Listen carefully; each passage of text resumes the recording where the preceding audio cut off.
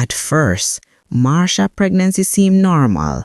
Morning sickness, cravings, all the usual stuff. But then, strange things start happening. At a 3-month checkup, the ultrasound tech looked confused. "That's strange," she mumbled. "What? What's wrong?" Marcia panicked. "Oh, nothing serious.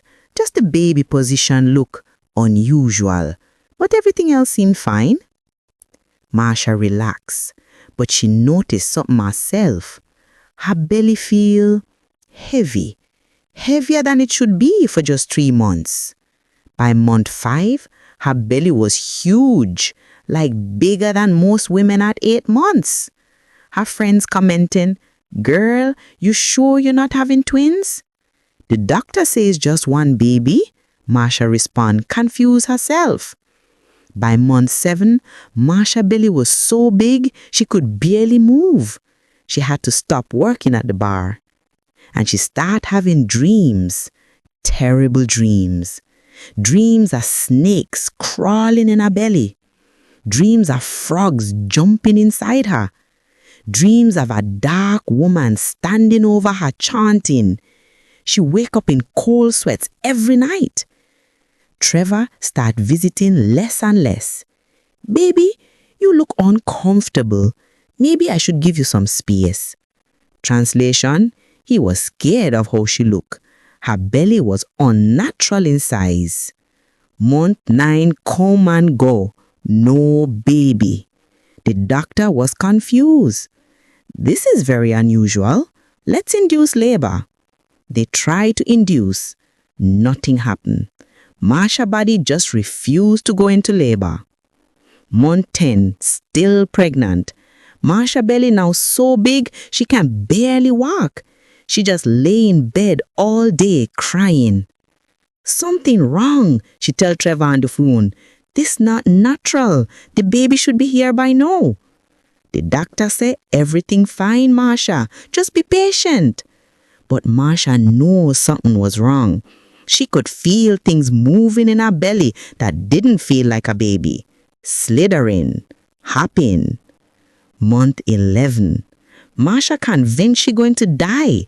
Her belly so big, her skin stretching and painful. She started praying, crying out to God. "Please, please, let this baby come. I can't take this anymore." But nothing. Finally, month 12, 1 full year of pregnancy. Marcia in so much pain that she begged to be taken to the hospital. They admit her immediately. The doctors examining her, taking scans, completely baffled. "We need to do an emergency C-section," the head doctor said. "This has gone on too long. The baby could be in distress." The operating room, Marcia on the table, doctors and nurses surrounding her. Trevor there too, looking nervous. They give Marcia the anesthesia, start cutting. The head doctor reach into Marcia's belly and pull out a baby, a healthy baby girl, crying, pink, perfect. Everyone in the room sighed with relief. "It's a girl," the doctor announced, handing the baby to a nurse. But then the doctor feels something else in Marcia's belly. "Wait, there's something more." He reached again and pulled out a frog, a big, slimy, green frog. The frog jumped out of his hands and onto the floor. Nurse is screaming. "What the hell?" the doctor shouted. Trevor stumbled backward, eyes wide. But it not done yet. The doctor feel another thing. Him reach in, hesitant, and pull out a snake. A snake, alive, hissing. The snake bite him hand before him can drop it. Him scream. The snake fall onto the operating table, slithering toward Marcia's face. It bite her on the neck before a nurse grab an instrument and kill it. The operating room in chaos. Nurses running out, security rushing in. Marcia, still conscious from the waist up, see everything. She's screaming. What is happening? Get it off me! Get it off! Trevor run out the room, just gone, can't handle it. They finally get Marcia stitched up and moved to recovery, but the damage done. The hospital in shock. Nobody can explain what happened. They run tests, they check the snake and frog, real animals, not hallucinations. How did they get inside Marcia? Nobody know. But everybody in Jamaica who hear this story know exactly what it was. Obeah.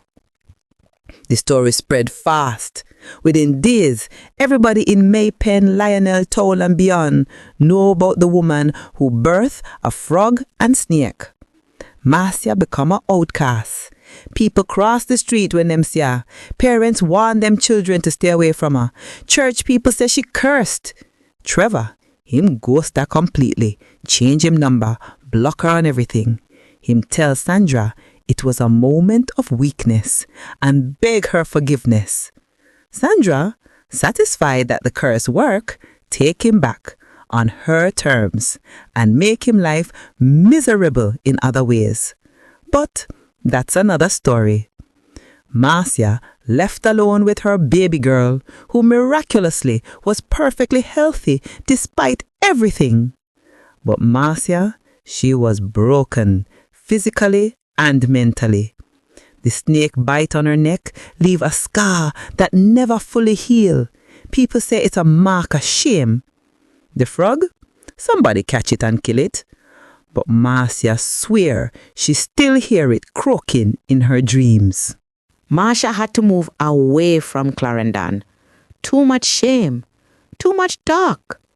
She moved to Kingston, far from everybody who know her story. She raised her daughter as a single mother. Never tell the child the full story of her birth.